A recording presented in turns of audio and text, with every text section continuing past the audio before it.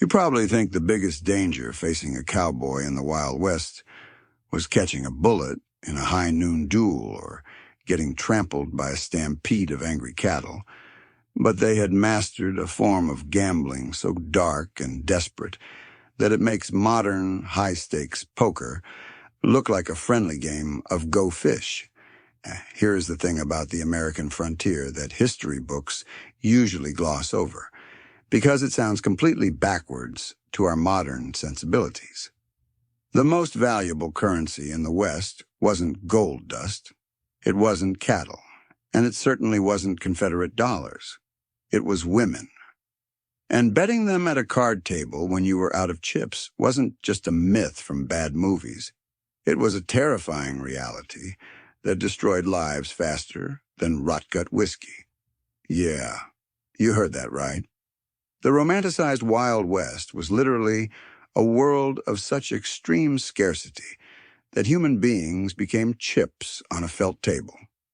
Imagine a world where the gender ratio was so catastrophically imbalanced that seeing a woman was rarer than finding a gold nugget in your soup. In some mining camps in California and the Dakotas, the ratio of men to women was nearly 100 to 1. When you have that many armed, lonely, and desperate men in one place, the economy shifts in disturbing ways. Taking a seat at a poker table didn't just mean risking your pay. It meant entering a psychological war zone where your wife, your daughter, or the deed to a brothel worker could be tossed into the pot without a second thought. The scarcity of women on the frontier created a market pressure that is hard to comprehend today. You have to understand that the West wasn't a civilization.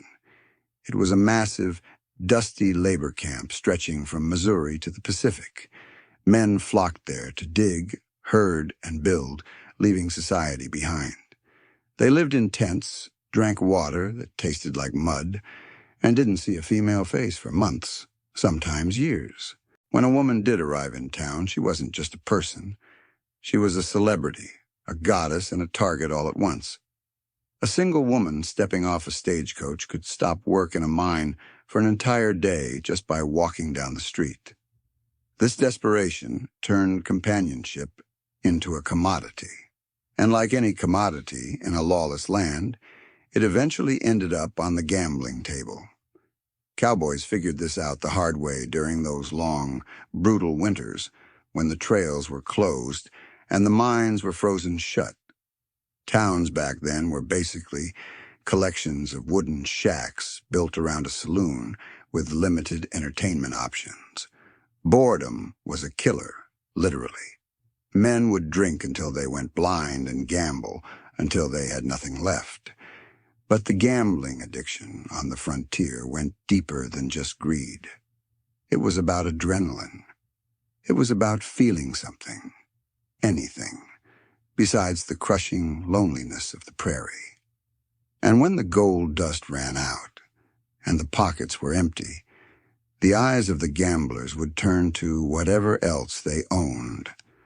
Most chose to bet their horses or their saddles, thinking they could win them back in the next hand. Bad choice. A cowboy without a horse was as good as dead, stranded in the middle of nowhere. But a cowboy with a companion? That was a liquid asset. Stories spread through every dusty saloon from Deadwood to Tombstone about men who walked in with a wife and walked out with a bottle of whiskey, and a sense of shame that no amount of liquor could drown.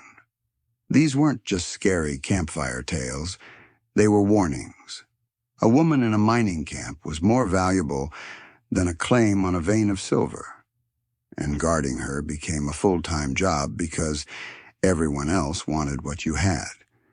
Seriously, men would guard their claims on women like dragons guarding gold, because essentially, that is what they were. When the urge to gamble took over, even the most seemingly loyal husbands or partners would turn calculative. Arguments started over the value of a partner, more often than over cheating accusations. We have historical accounts of men appraising their wives' cooking or cleaning skills to raise the stakes in a game of Pharaoh. It strips away the Hollywood romance of the cowboy and reveals the gritty, ugly truth of human trafficking disguised as a gentleman's game. Mutinies in gangs often started over women rather than unfair splits of bank loot. The famous outlaw gangs and the lawmen chasing them knew that the quickest way to a man's breaking point wasn't physical torture. It was threatening his stake in the local society, which usually meant his woman. The soiled doves, the polite term for prostitutes of the era, were often the centerpiece of these high-stakes games. But here is where it gets complicated. Many of these women weren't just helpless victims. They were players in a rigged game, sometimes owned by the house, sometimes owned by a madam, and sometimes, tragically, owned by the man holding a pair of aces. But here is where the cowboys got creative in the darkest possible way. They started developing house rules for betting human lives that would make modern lawyers scream. After learning that simply betting a person was technically illegal in many territories, though the law was rarely enforced, gamblers had to get creative fast. Their first instinct? Use paper substitutes. They couldn't just have a woman sit on the table like a stack of chips. That was impractical and caused fights. Smart gamblers rigged up systems of deeds and contracts. Deeds to indentures became the poker chips of the human trade. A man might not bet his wife directly, but he would bet a contract for domestic services lasting 99 years. It was slavery with a different name, a loophole large enough to drive a stagecoach through. These contracts were often scribbled on the back of napkins or torn envelopes, but in the frontier justice system, a piece of paper with a signature was binding enough to ruin a life. The trick was wording it just right so the local sheriff, if there even was one, would look the other way. It was a transfer of labor, not a person, they would argue. Makes sense in a twisted way, right? Here is where it gets interesting, though. Cowboys quickly discovered that betting a contract was risky because the woman might just run away. A piece of paper can't cook dinner or keep you warm at night. So they developed a physical collateral system. The woman had to be present. She had to be in the saloon, often watching the game that would decide her fate. Imagine the psychological terror of sitting on a velvet stool, watching 5 sweaty men drink cheap whiskey and throw cards that determine who you wake up with the next morning. This meant precious time and dignity stripped away. But for the gamblers, it added to the thrill. The pot wasn't just abstract money anymore. It was breathing, terrified, and right there in the room. Then there were the markers. Cowboys became surprisingly good at improvised accounting, creating IOUs and tokens that represented a specific woman's time or freedom. These makeshift chips could be traded, sold, or lost, completely detaching the human reality from the gambling transaction. Some crews got so deep into this that they essentially created a local stock market of human trafficking. But wait, it gets weirder. When the contracts weren't enough, desperate gamblers turned to the lock-in. They would literally lock the woman in a room upstairs and toss the key into the center of the poker table. The winner didn't just get the money, he got the key. This added a layer of physical possession to the game. It wasn't just about winning a bet. It was about unlocking a prize. The psychological impact on the women, trapped in those rooms, hearing the raucous laughter and the slap of cards below, is the stuff of nightmares. The real problem with all these methods? Women are human beings with free will, not barrels of water or sacks of flour. They could fight back, they could run, and they could kill. Cowboys realized that winning a woman in a card game was the easy part. Keeping her was a nightmare wrapped in a petticoat. You could win the pot, but you might wake up with a knife in your ribs. Smart winners realized they needed to become experts in manipulation or risk losing their winnings to a runaway stagecoach in the middle of the night. The irony was perfect and deadly. Cowboys spent their lives chasing freedom, riding across endless open plains, fencing in the land. But the moment they tried to fence in a human being won in a game of chance, they created their own prison. A man who won a woman had to watch her constantly. He couldn't sleep soundly. He couldn't leave town. The prize became the jailer. Survival in the domestic sense meant everything else became possible. But managing that survival was a full-time job. But here's where cowboys got creative. They started developing tricks that would make modern sociologists impressed. After learning that winning a human was basically inviting chaos into your life, cowboys had to get creative fast. Their first instinct? Look to the environment. But you couldn't just keep a woman in a tent. Cowboys might have thought they solved their loneliness problem once they won the hand. But storing the prize was a nightmare, wrapped in social stigma and potential violence. Every saloon had its cribs, tiny shanty-like structures behind the main building where the lowest rung of the trade operated. And yes, that was their actual name. These weren't your romanticized boudoir from the movies. We are talking about wooden boxes barely big enough for a bed, drafty, cold, and sealed with shame. But here is where things got disgusting fast. A woman won in a poker game and forced into this life didn't just stay a prize for long. The environment itself would start rotting the soul from the inside out. Abuse, alcoholism, and disease ran rampant. Syphilis and gonorrhea were the rust of the human trade. A cowboy might win a clean woman one week, and by the next month, she was ravaged by diseases that had no cure. The freshness of the prize vanished. A man would look at his winnings and realize he hadn't won a companion. He had won a patient. The bacteria of the frontier brothel absolutely loved these dark, moist, crowded environments and threw parties that would make your skin crawl. Then there was the reputation problem nobody talks about. These women weren't brand new arrivals forever. They had history. A woman won at a table had likely been one before. Your new wife might have been the old wife of the guy sitting across the bar. One day you are walking arm in arm with your winnings. The next day she is being heckled by half the town who held the deed at one point or another. Cowboys discovered the hard way that their carefully won property came with baggage that weighed more than a saddlebag full of lead.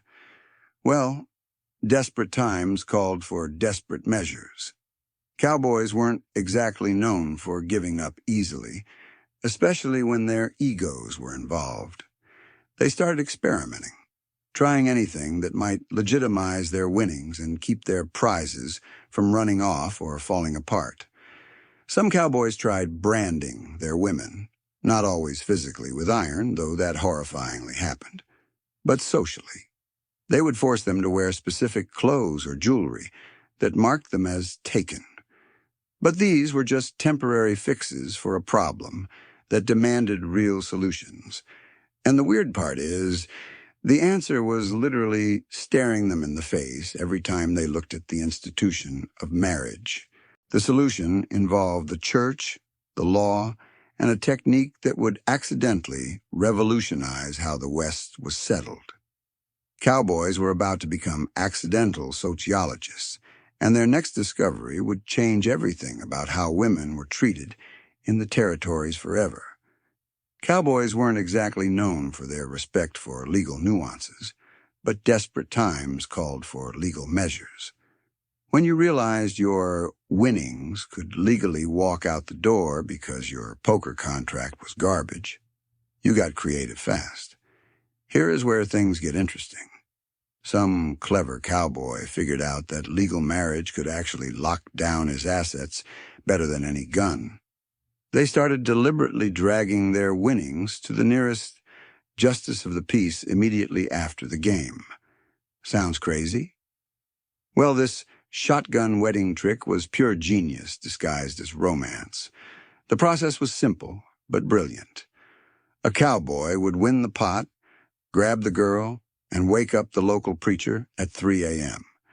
They would force a ceremony before the alcohol wore off, or the regrets set in. They weren't trying to be romantic. They were trying to apply coverture laws. Coverture was an old legal doctrine that basically said a woman's rights were subsumed by those of her husband upon marriage. She became civilly dead. By marrying the woman he won, the cowboy converted a shaky gambling debt into a federally recognized property right. He stopped the woman from owning her own earnings, her own clothes, and even her own body. It was a legal cage built out of wedding rings. Then they would file the marriage certificate at the county clerk's office, creating a paper trail that was harder to break than a jail cell. And the weird part is, it actually worked. That piece of paper wasn't just decoration. It acted like society's own filter against other men. The title of Mrs. grabbed onto the social norms and religious fears of the community. It stopped other men from poaching. Think of it as the world's first copyright protection for human trafficking, invented by guys who couldn't even spell matrimony. Cowboys noticed their married winnings stayed put longer. Instead of running off with the next gambler, the fear of the law and God kept them in place. What makes this even more amazing is that cowboys accidentally stumbled onto a stabilization method that civilization uses today: stability through contract. Modern prenups and civil unions are the distant, more humane descendants of these desperate frontier arrangements. Cowboys weren't trying to build stable nuclear families. They just wanted to secure their loot. The marriage method spread quickly among cowboy crews because it actually saved lives. Word travels fast when you find something that keeps you from getting shot by a rival suitor. But even this clever trick had limitations. A marriage certificate couldn't perform miracles if the woman truly hated you. And the process used up precious money for the license and the preacher's fee. Cowboys needed backup plans when the law wasn't on their side. Then there's something even more surprising that cowboys discovered about keeping their winnings compliant. They found that adding certain valuable metals to the equation created almost magical results. While cowboys were busy dragging women to altars, some clever gamblers discovered something fascinating. Tossing actual gold and jewelry at the woman wasn't just bribery. It was accidental genius. Those shiny trinkets weren't there for fashion. They were there for survival. Here's what happened. Cowboys noticed that women who were allowed to keep a portion of the winnings or who were given expensive gifts stayed loyal longer. The relationship didn't turn toxic and violent as fast. It didn't smell like a kidnapping after 2 weeks. Makes sense, right? Well, cowboys didn't know they were dealing with basic human psychology and the concept of sunk cost. Gold creates dependency.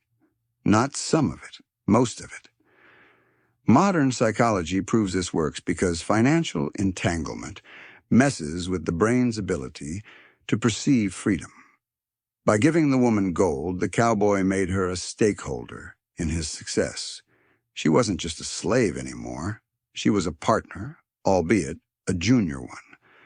Cowboys stumbled onto this decades before anyone understood Stockholm Syndrome or economic coercion.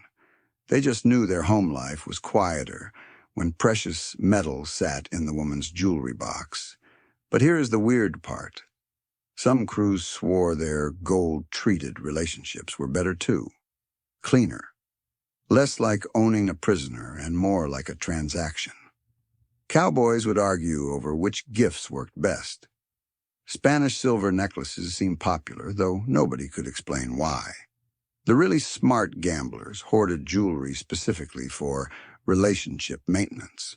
When the cash ran low, they kept the necklaces. Food could run out, whiskey could disappear, but the bribe? That was life or death. Real treasure meant keeping your domestic situation stable enough to survive the winter. Then there's the practical side. Jewelry was easy to retrieve if the woman tried to leave. Unlike food that was eaten or clothes that wore out, gold stayed gold. The golden handcuffs trick spread through the frontier faster than gossip. Men who ignored this method often found themselves dealing with poison in their coffee or a knife in their sleep. But even gold had its limitations when the mines dried up and there was literally nothing left to give. That's when cowboys needed something more dramatic than rings and certificates. While marriage and bribery helped keep the peace, cowboys still faced their biggest nightmare, being surrounded by a society that ultimately hated them. That's when the craftiest gamblers turned to what sounds like pure magic, turning the game itself into a religion. The process, called the mythos, wasn't new, but pirates of the prairie had to get creative with tall tales. Create a legend around the woman. Make her the Queen of Hearts or Calamity Jane. If you couldn't control her with force or money, you controlled her with fame. Billy the Kid types would create a narrative where the woman they won was a dangerous outlaw herself. They would spin stories that she was a crack shot, a killer, a partner in crime. The crew thought it was crazy until they realized this contraption could save their lives. By making the woman part of the gang in the eyes of the public, they made it impossible for her to leave. She was wanted by the law just as much as they were. The setup used wanted posters, and rumors spread in saloons. But here is where it gets interesting and dangerous. These myths needed constant attention because one wrong move could turn the woman against the gang. Cowboys had to balance keeping the legend scary enough to keep the law away while not making the woman realize she held the power. Talk about high-stakes storytelling. The fuel problem was massive, too. Every lie told was a bridge burned with polite society. Some crews got so desperate they started confessing to crimes they didn't commit, just to bind the woman closer to them in a web of shared guilt. Then, there's the speed issue nobody talks about. Building a legend takes time. We are talking months or years. A desperate cowboy needed control now. Smart cowboys learned to time their legend building perfectly. The copper tubing of this social engineering often came from the woman's own past. Cowboys discovered that using a woman's actual secrets, a child left behind, a petty theft back east, worked better than made-up lies because it conducted fear efficiently and didn't rust in the harsh light of truth. Ironic that her own history became her chain. Of course, psychological manipulation wasn't their only trick. When the lies ran thin, or the law got too close, cowboys had to get even more creative with their survival methods. While gold and marriage were clever solutions, cowboys didn't stop there. Desperate times called for desperate measures, and some crews got downright creative with their control tactics. The most popular backup plan? Adding addiction to the mix. Now, this wasn't about having a party, though that was a side effect. Cowboys discovered that mixing opium or laudanum into the daily routine actually slowed down the rebellion that made women want to escape. The drugs acted like a preservative for the status quo, keeping their precious human asset compliant for longer stretches of time. Smart, right? But drugs weren't the only weapon. Some crews swore by adding fear of the Indians to the mix. They would terrify the women with horror stories of what lay beyond the campfires. The savage outside was painted as worse than the devil inside. This xenophobic bite didn't just mask the horrible taste of their current captivity. It actually fought off the urge to run away, too. Cowboys would also toss in financial debts whenever they could. You owe the house for your dress, for your food, for your room. Indentured servitude disguised as room and board. Picture gamblers trying to strain the willpower out of a person by burying them under layers of debt sand stuffed into old cloth ledgers. Did it work? Sometimes. Was it pretty gross? Absolutely. The weirdest concoction had to be what some called the Stockholm stew.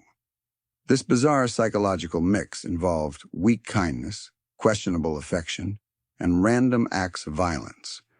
Of course, not every experiment ended well. Some cowboys tried using brute force like lead pipes, beating the women into submission, thinking the metal of the gun would keep things in line. What they didn't know was that violence slowly poisoned the entire camp. Women would get sick, weak, or vengeful. Cowboys would end up with a knife in the throat without understanding why their improved discipline setup was actually killing them. The trial and error approach cost lives, but it also led to genuine discoveries. Cowboys were basically floating laboratories of cruelty, testing wild theories about human control while fighting for survival on the open range. While these makeshift solutions kept many crews satisfied, the most innovative cowboys were already working on something far more ambitious. Some captains were experimenting with techniques that went way beyond simple fear and debt, methods that could actually transform the nature of the game itself. When regular intimidation wasn't cutting it, cowboys got creative with identity erasure.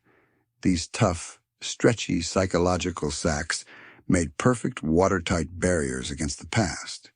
They would rename the women. Diamond Lil, Two-Tooth Sally. They would forbid the use of real names. They would hang the woman's old identity out to dry in the harsh desert sun until it evaporated. The heat would cause the memories to fade, and a new, compliant persona would collect on the inner walls of her mind. But why stop at hanging bags when you could go underground? Some crews discovered that burying the woman's past in a new town created natural isolation chambers. The distance from her family and the new environment worked together like a slow-motion eraser. The woman would gradually seep into the new community's mud, leaving her old life behind like salt crystals, while a cleaner version of her collected in the buried container of the frontier town. This method took patience, but it worked even when fuel for violence was scarce. Then, there's the seaweed trick, or in this case, the madam trick, that sounds almost too weird to believe. Cowboys noticed that placing their winnings under the care of an older, tougher madam could actually help separate the fight from the woman naturally. When mixed with other working girls and left to sit, the social pressure would absorb the rebellion while releasing a compliant worker. The madams became living filters. Let's not forget about those massive institutions sitting around doing nothing between elections. Politics.